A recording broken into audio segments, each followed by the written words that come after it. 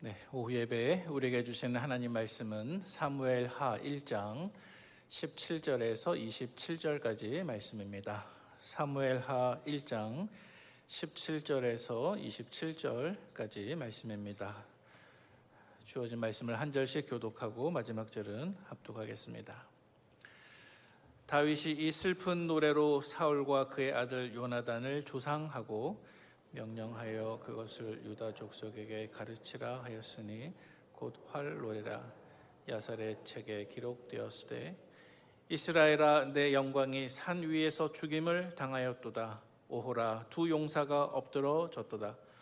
이 일을 가드에도 알리지 말며 아스글론 거리에도 선포하지 말지어다. 블레셋 사람들의 딸들이 즐거워할까? 할례 받지 못한 자의 딸들이 계가를 부를까 염려로다. 길보아 산들아, 너희 위에 이슬과 비가 내리지 아니하며 재물 낼 밭도 없을지어다. 거기서 두 용사의 방패가 버림바 됨이니라. 곧 사울의 방패가 기름 부음을 받지 아니함 같이 됨이로다. 죽은 자의 피에서 용사의 기름에서 요나단의 활이 뒤로 물러가지 아니하였으며 사울의 헛되이 돌아오지 아니하였도다. 사울과 요나단이 생전에 사랑스럽고 아름다운 자이러니 죽을 때에도 서로 떠나지 아니하였도다. 그들은 독수리보다 빠르고 사자보다 강하였도다. 이스라엘 딸들아, 사울을 슬퍼하여 울지어다. 그가 붉은 옷으로 너희에게 화려하게 입혔고 금 노리개를 너희 옷에 채웠도다. 오호라, 두 용사가 전쟁 중에 엎드러졌도다. 요나단이 내 산 위에서 죽임을 당하였도다. 내 형 요나단이여, 내가 그대를 애통함은 그대는 내게 심히 아름다움이라. 그대가 나를 사랑함이 기이하여 여인의 사랑보다 더하였도다. 함께요. 오호라, 두 용사가 엎드러졌으며 싸우는 무기가 망하였도다 하였더라. 아멘. 네, 지난주에 이어서 계속해서 오후 예배에 사무엘하 말씀을 강해하고 묵상하고자 합니다. 오늘 우리가 읽은 본문은 다윗이 전쟁에서 전사한 사울 왕과 그의 아들 요나단을 위해서 그들을 애도하는 슬픈 노래를 지은 다음에 그 노래를 유다 족속들에게 가르치라라고 당부하는 장면이 실려 있습니다.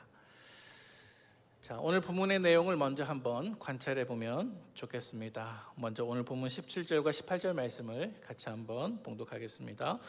다윗이 이 슬픈 노래로 사울과 그의 아들 요나단을 조상하고 명령하여 그것을 유다 족속에게 가르치라 하였으니 곧 활노래라. 야살의 책에 기록되었으되. 아멘. 자, 여러분, 질문을 하나 드리도록 하겠습니다. 방금 읽은 이 말씀 속에서 다윗이 사울과 요나단의 죽음을 애도하면서 어떤 노래를 지었는데요, 그 노래의 이름이 무엇일까요? 네, 제 생각보다 너무나 빨리 정답을 찾으셔서 깜짝 놀랄 지경입니다. 네. 자, 오늘 본문에 보니까 다윗이 사울과 요나단의 죽음을 애도하면서 지었던 그 노래의 이름은 본문 18절 말씀에 기록되어 있는 것처럼 활노래입니다. 자, 그리고 이것이 어디에 기록되었다고 말씀하고 있습니까? 야살의 책에 기록되었습니다. 자, 그래서 정리해보면 노래의 이름은 활노래이고 그 책의 기록은 야살의 책에 기록이 되어 있습니다.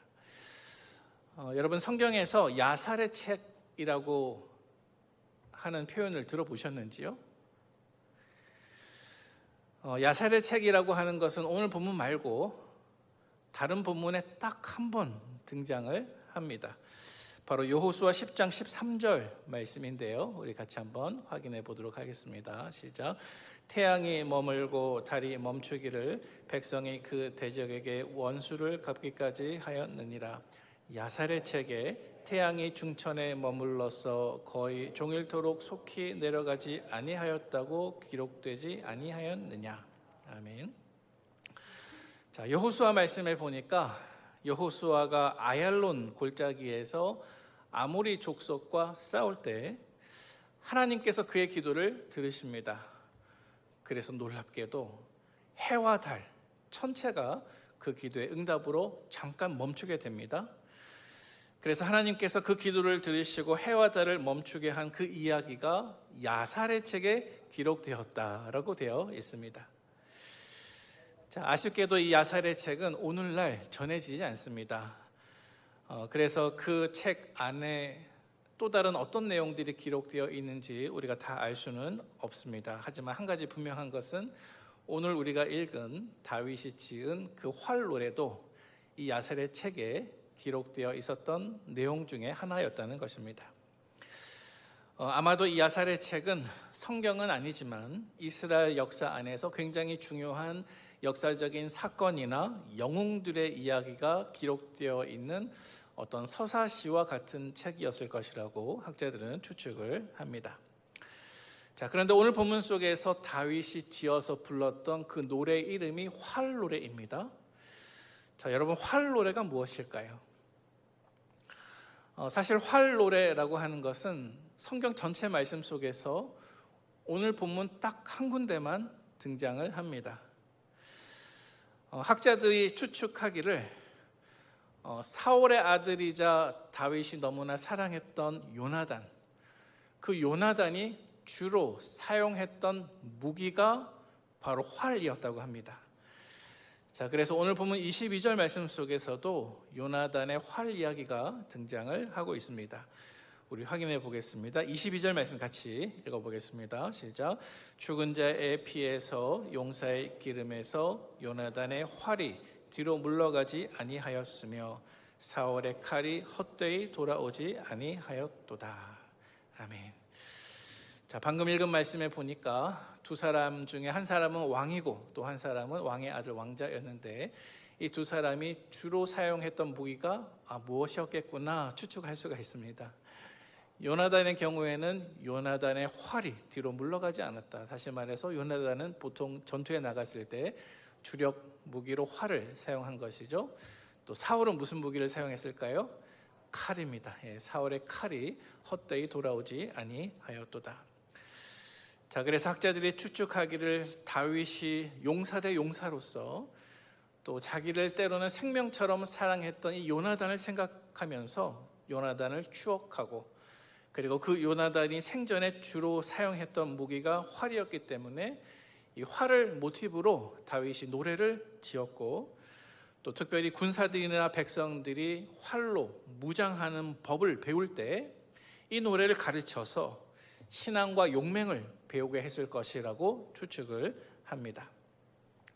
자, 그래서 본문의 내용을 다시 한번 정리하면 다윗은 사울과 요나단의 죽음을 애도하면서 슬픈 노래를 지었고, 그 노래의 이름은 활노래였으며 그 노래가 기록된 책은 야살의 책입니다. 자, 이제 두 번째 본문의 관찰을 해보도록 하겠습니다. 자, 오늘 본문에 보니까 다윗은 이 활노래를 지어서 유다 사람들에게 이것을 가르치라라고 말을 하고 있으나 그 내용 중에 한 대목을 보면 이 애도의 노래를 누구에게는 전파하지 말라라고 되어 있습니다. 자, 누구에게 전파하지 말라라고 되어 있습니까? 오늘 보면 20절 말씀 보시기 바랍니다. 우리 같이 한번 읽어보겠습니다. 이 일을 가드에도 알리지 말며 아스글론 거리에도 전파하지 말지어다. 블레셋 사람들의 딸들이 즐거워할까? 할례 받지 못한 자의 딸들이 개가를 부를까 염려로다. 아멘. 자, 방금 읽은 오늘 보면 20절 말씀에 보니까 다윗은 이 애도의 노래를 누구에게는 전파하지 말라고 명령하고 있습니까?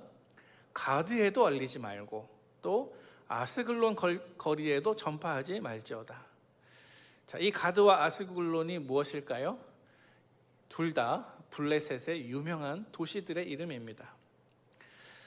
다윗은 이 애도의 노래를 지어서 사울과 요나단을 조문했지만, 그들의 죽음을 슬퍼했지만, 동시에 사울과 요나단을 전사시킨 저 블레셋 나라의 가드와 아스글론 거리에는 이 노래를 전파하지 말라라고 당부를 하고 있습니다. 자, 그러면 여러분 본문을 한번 연구해 보도록 하겠습니다. 방금 읽은 이 말씀 속에서 다윗은 왜 이방 지역인 가드와 아스글론에 이 노래가 전해질까 염려하고 있을까요? 왜 염려하고 있을까요? 자, 한번 묵상해 보시길 바랍니다.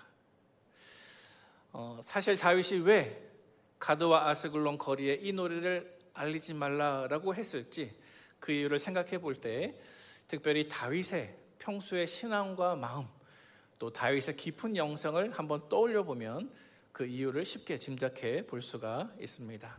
사실 오늘 본문 말씀 속에서 그 힌트가 나오기도 하지만요, 그 이유는 무엇입니까? 그것은 바로 할례받지 않은 저 이방 사람들이 전투에서 전사한 이스라엘 왕과 왕자의 비보를 듣고 기뻐 뛰놀며 환호할 그 광경을 다윗이 차마 견딜 수가 없었기 때문입니다.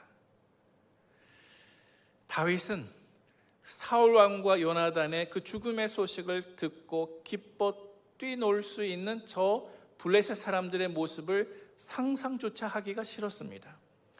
그것은 단순히 블레셋이라는 나라가 이스라엘의 적국이었기 때문은 아닙니다. 고대 근동에서 나라와 나라의 전쟁은 단순히 한 국가와 한 국가 사이의 전쟁이 아니었습니다.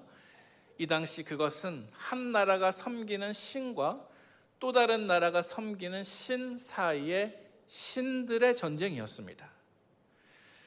자, 따라서 다윗이 유다 백성들에게 말하고 있는 이 내용은 단순히 다윗 개인이나 이스라엘의 한 집단의 자존심 문제가 아닙니다. 이것은 하나님의 거룩하신 영광스러운 이름이 저 믿지 않는 세계 속에서 멸시되거나 조롱받는 것을 상상조차 하기 싫은, 그것을 견뎌낼 수 없는 하나님의 사람인 다윗의 마음속에 숨겨져 있는 깊은 영적인 열심의 고백이었다는 것입니다. 사랑하는 우리 북문의 성도 여러분, 이러한 열심의 고백이, 또 깊은 영성의 고백이 내 심장 안에서도 견딜 수 없는 고백으로 꿈틀꿈틀 살아 움직이는 주님의 영적인 군사들이 다 되시기를 축복합니다. 자, 오늘 본문의 교훈으로 넘어가 보도록 하겠습니다. 여러분, 오늘 본문 속에서 자기를 너무나 미워했던 사울, 자신을 괴롭혔던 그 사울, 그리고 그의 아들 요나단, 이 두 사람의 죽음 앞에서 눈물의 애가를 지어 부르면서 한편으로는 공동체의 수치를 막고자 했고, 또 한편으로는 하나님의 나라의 질서를 지키려고 했던 이 다윗의 태도를 보면서 우리는 무엇을 느낄 수가 있을까요?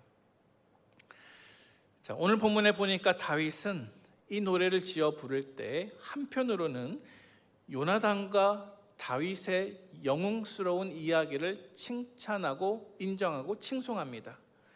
그렇게 함으로써 다윗은 이 노래를 통해서 한편으로는 사울 왕과 요나단의 권위를 존중하고 하나님의 나라의 질서를 세우고자 했습니다. 자, 그리고 또 다른 한편에서는 다윗은 이 노래 가사 가운데 한 부분에 할당하기를, 이 사실을 블레셋 사람들에게 알리지 말라 이렇게 당부함으로써 그는 공동체의 수치를 막고자 했습니다. 자, 그래서 이렇게 슬픔의 노래까지 지어 부르면서 공동체의 수치를 막고자 했고, 또 하나님의 나라의 질서를 세우고자 했던 이 다윗의 태도에서 우리는 무엇을 느껴야 하고 또 느낄 수가 있을까요? 여러분, 저는 이 말씀을 묵상하면서 다윗의 마음속에 있었던 가장 큰 열심과 열망이 무엇이었는지 조금은 느낄 수가 있었습니다. 여러분, 다윗의 마음속에 있었던 가장 큰 열망은 다름이 아니라 하나님의 영광이었다는 사실을 저는 이 본문 말씀을 묵상하면서 느끼게 되었습니다. 만약 다윗이 하나님의 영광이 아니라 자기 자신의 영광을 추구하는 사람이었다고 한다면 그는 오늘 본문의 말씀과 같이 굳이 애가를 부르거나 또 자기를 미워했던 사울 왕의 죽음 앞에서 슬퍼하며 눈물을 흘리지는 않았을 것입니다. 다윗의 마음 안에는 하나님의 영광을 찬송하고 그것이 누군가에게 멸시받거나 조롱되지 않을 것을 염려하는 그러한 소중한 마음이 있었습니다. 자, 그런데 여러분, 성경 전체를 살펴보면 우리는 한 가지를 깨달을 수가 있습니다. 오늘 본문 속에서 다윗은 한편으로는 하나님의 나라를 세우고 또 한편으로는 공동체의 수치를 막고자 이 노래를 불렀는데요. 성경 안에 하나님의 나라를 세우고 하나님의 나라의 공동체의 수치를 막고자 원수까지 사랑하신 또 다른 한 분이 분명히 계십니다. 그분은 바로 예수 그리스도이십니다. 여러분, 마치 원수와 같았던 우리를 사랑하시고 우리를 용서하시기 위해서 예수님께서 저 고통의 십자가 위에서 외치셨던 한마디 말씀이 무엇이었습니까? 누가복음 23장 34절 말씀에 보니까 이렇게 기록하고 있습니다. 제가 봉독합니다. 이에 예수께서 이르시되 아버지, 저들을 사하여 주옵소서. 자기들이 하는 것을 알지 못함이니이다 하시더라. 여러분, 오늘 본문 속에서 사울, 내 목숨을 노리며 늘 나를 괴롭혔던 그 사울, 원수의 비참한 결말 앞에서도 슬픈 노래를 지어서 부르며 눈물 흘리는, 슬퍼하는 이 다윗의 마음을 살펴볼 때 우리는 한 가지를 고백할 수밖에 없습니다. 그것은 무엇이냐면 다윗의 이 마음은 바로 예수님의 성품을 닮아 있는 마음이라는 것입니다. 여러분, 또 다른 신약 성경에는 이와 비슷한 교훈으로 다음과 같은 말씀이 또 기록되어 있습니다. 우리 고린도 후서 5장 19절 말씀을 같이 봉독해 보겠습니다. 시작. 곧 하나님께서 그리스도 안에 계시사 세상을 자기와 화목하게 하시며 그들의 죄를 그들에게 돌리지 아니하시고 화목하게 하는 말씀을 우리에게 부탁하셨느니라. 아멘. 자, 여러분, 방금 읽은 이 말씀 속에서 하나님이 우리에게 원하시는 것이 있다라고 말씀합니다. 하나님이 우리에게 원하시는 것이 무엇입니까? 하나님께서 원하시는 것은 하나님께서 그리스도 안에 계셔서 우리와 원수된 그 세상까지라도 하나님과 화목되게 하는 것을 우리 하나님께서 기뻐하시고 원하신다는 것입니다. 여러분, 우리가 어떻게 해야 하나님께서 우리에게 원하시는 이것을 우리 삶 속에 정말로 순종하고 실천할 수가 있을까요?